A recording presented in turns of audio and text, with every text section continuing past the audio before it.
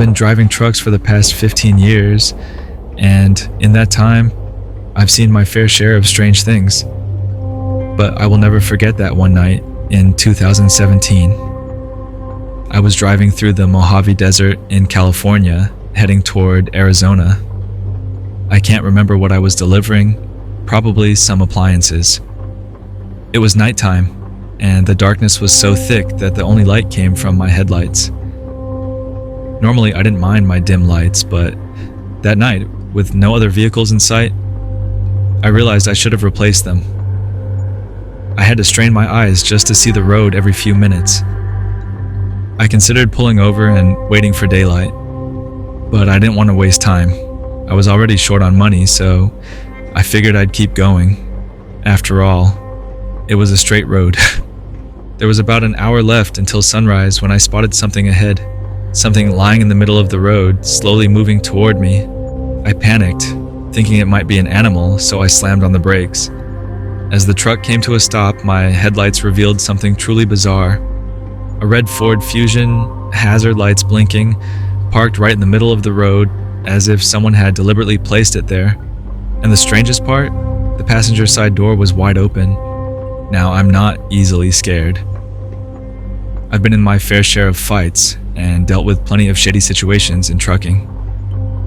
So instead of feeling afraid, I just found it odd. I figured maybe someone needed help. Maybe the battery had died or they ran out of gas. I reversed my truck a little and parked it on the side. I thought about lighting flares, but I hadn't seen a single car all night. So I didn't bother. When I stepped out, I realized just how unnervingly quiet it was. No wind, no distant hum, just dead silence, except for the rhythmic clicking of the car's hazard lights. As I got closer, I noticed the car looked brand new. I peered inside. No one. Not in the driver's seat, not in the back seat. My curiosity quickly turned into unease. If someone needed help, they'd still be around. And if they had abandoned the car, why would they leave the door open? I looked around. Nothing. Just desert, darkness, and silence. I pulled out my flashlight and scanned the area, but all I could see was emptiness. Still, I decided to check for clues. The car seemed perfectly fine. Keys were still in the ignition, but the engine was off. I walked around to the trunk and tried to open it. It was locked. I grabbed the keys and unlocked it, but it still wouldn't open. Something was jammed inside. I went back to the back seat, pulled it forward, and reached through to open the trunk. It worked. Inside, there were 3 large black plastic bags. A thick rope was tied around them, keeping the trunk shut. I glanced over my shoulder once more. By now, the atmosphere was starting to feel genuinely sinister. Still, I reached out to touch one of the bags when... bang! The sound was so loud that my ears started ringing. I slammed my head against the truck's roof in shock. Without thinking, I tossed the keys onto the seat and sprinted toward my truck. That's when I heard a voice in the darkness. Hey, stop! The voice grew louder and closer. I jumped into my truck, started it up, threw it into gear, but the engine stalled. And that's when I saw him. He was standing by the car's trunk. A short, stocky man with scraggly red hair, wearing overalls and knee-high boots. In his left hand, he held a small shovel. In his right hand, a worn-out hunting rifle. Our eyes met. He just stood there, staring at me. There was no crazed expression on his face. No anger. If anything, he looked worried. As my truck finally rolled forward, he dropped the shovel and began waving his arms. He started shouting, "Wait! Stop! Listen!" But there was no way I was stopping. In the rearview mirror, I saw him run for a few seconds, then suddenly turn and dash back toward the car. I floored it, speeding up as fast as the truck could go. Just as I thought I was finally safe, bright headlights lit up behind me. The Ford Fusion was coming straight for me at full speed. For the first time in my life, I genuinely thought I was going to die. I called the police as quickly as I could, breathless, explaining what was happening. The car behind me blared its horn, tailgating dangerously close. For 15 agonizing minutes, I drove as fast as I could. Then finally, flashing police lights appeared ahead. The Ford Fusion suddenly swerved to the right, veering straight off the road into the desert. I pulled over as soon as I reached the officers and told them everything, but instead of chasing the car, they just started taking my statement. I begged them twice to go after the vehicle, but they kept telling me to calm down and stay put. Then one officer said, "We'll do a thorough search operation, don't worry." And that was it. I never heard back. No calls, no updates.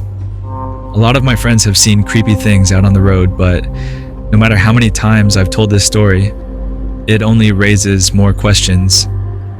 Maybe he was trying to bury something, but why such a small shovel? And why was he so desperate to stop me? There was no way bodies could fit in those plastic bags. So, what the hell was in there? Even today, whenever I drive through the desert at night, I can't help but wonder, if I hadn't had my truck that night, would I have made it out alive?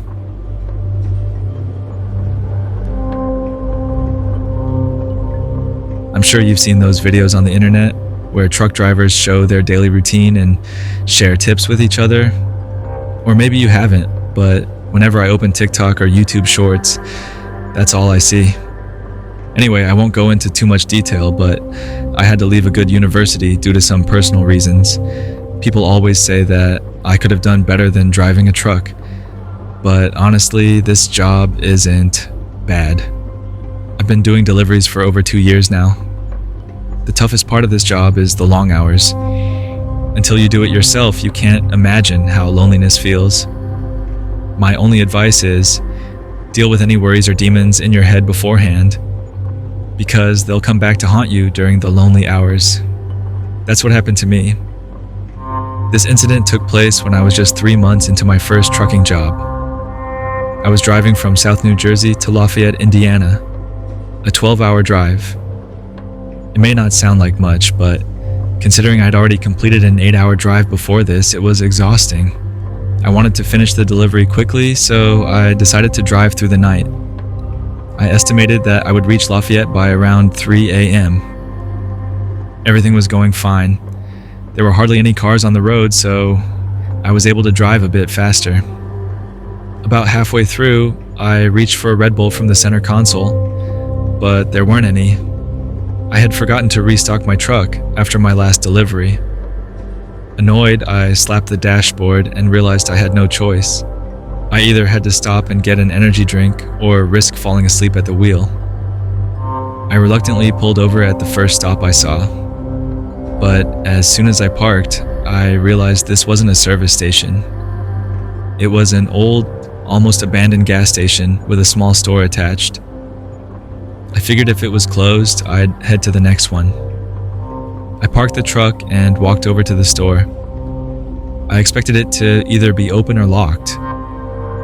But when I pushed the door, it swung open into pitch darkness. I looked around, hoping to find a leftover snack or drink. That's when I noticed a faint light coming from the corner of the room. Curious, I slowly walked toward it. The light was coming from a back room. I carefully opened the door and saw a refrigerator plugged into the wall. I breathed a sigh of relief and quickly opened the fridge door, but it was completely empty. The shelves were missing. It had been gutted. As I shut the fridge door, I was almost certain I heard something fall in the main room. I froze for a few seconds. Cautiously, I walked back into the main area and looked around, but there was nothing. I didn't want to waste more time, so I headed toward another store down the road. Thankfully, that store was open. I quickly bought a drink and returned to my truck. But when I glanced back at the abandoned store, my heart sank. The door was now wide open. I was 100% sure I had closed it. I didn't want to dwell on it, so I started the engine and got back on the road. A while later, I noticed some movement behind the curtain in my truck. Sweat began to form on my forehead. I glanced in the rearview mirror and saw the curtain shifting, even though the air wasn't on. I had a sinking feeling someone was in my truck. I didn't have any weapons, so I quietly punched in the nearest police station on my phone. That 20-minute drive was the most terrifying of my life. I kept imagining the person behind me suddenly attacking or trying to crash the truck. Finally, I reached the police station. I parked the truck as close as possible and sprinted inside. Within minutes, the police surrounded my truck.